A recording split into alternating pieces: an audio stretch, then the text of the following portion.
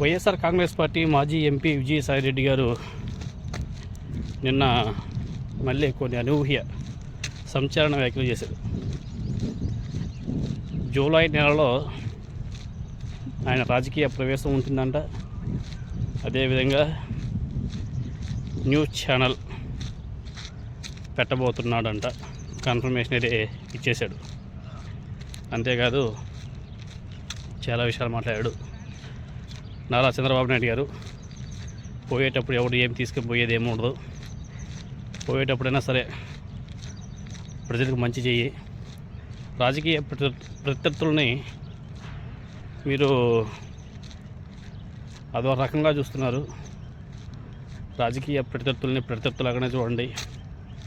అంతేగాని పర్సనల్గా వెళ్ళి మీరు చాలా ఇబ్బందులకి గురి చేస్తున్నారు. అది రాజకీయాల్లో ఎంత మాత్రం మంచిది కాదు. 80 సంవత్సరాలు రాబోతుంది. ఇప్పుడైనా సరే ప్రజలకు మంచి చేసేలా, మేలు చేసేలా చేయండి. ప్రత్యర్థులు మాత్రం ఇబ్బంది పెట్టకండి. వాళ్ళ రాజకీయ ప్రత్యర్థులు మాత్రమే, మీకు పర్సనల్ శత్రువులు కాదు. మీరు ఎందుకు రాజకీయ శత్రువులుగా భావించకుండా పర్సనల్ శత్రువులుగా భావిస్తున్నారు అనేసి సాయిరెడ్డి గారు మాట్లాడాడు. 1,00,000 కోట్లు సంపాదించినావు, ఏం చేసుకుంటావు? పోయేటప్పుడు ఎవరు తీసుకుని పోయేది ఏం లేదు కదా. ఈ లాజిక్ అయితే కరెక్టే. ఎవడు పోయేటప్పుడు ఏం తీసుకుని పోయేది ఏమి ఉండదు. ఉన్నంతలో హ్యాపీగా ఉండాలా. అవసరానికి మించి ఉన్నప్పుడు పేదలకి సహాయం చేయాలా. ఏదో మంచి కార్యక్రమాలు చేసి ముందుకు నడవడమే. రతన్ టాటా ఉన్నాడండి. చంద్రబాబు నాయుడు అతనికన్నా రతన్ టాటా కన్నా గొప్పవాడు కాదు కదా. 1,000 కోట్లు, 1,00,000 కోట్లు సామ్రాజ్యం, ఆస్తులు చూడండి.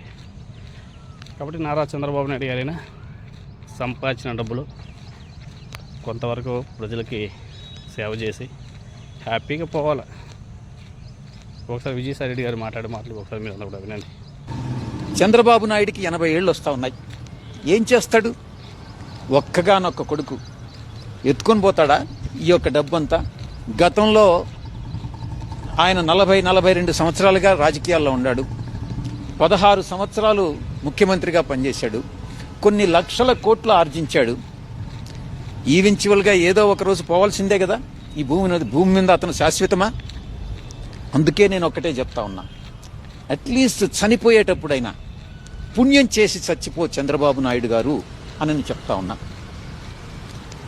మంచి కార్యం చేయండి, ప్రజలకు ఉపయోగపడే కార్యక్రమం చేయండి. అంతేగాని ప్రజలను రాజకీయ ప్రత్యర్థులను ఎప్పుడు నువ్వు శత్రువులుగా చూడొద్దు. రాజకీయ ప్రత్యర్థిగానే చూడండి. మీరు ఆర్జించే 5,000 కోట్ల రూపాయల నెలకు శాశ్వతం కాదు. అది మీకు ఎప్పటికీ సంతోషాన్ని ఇవ్వదు.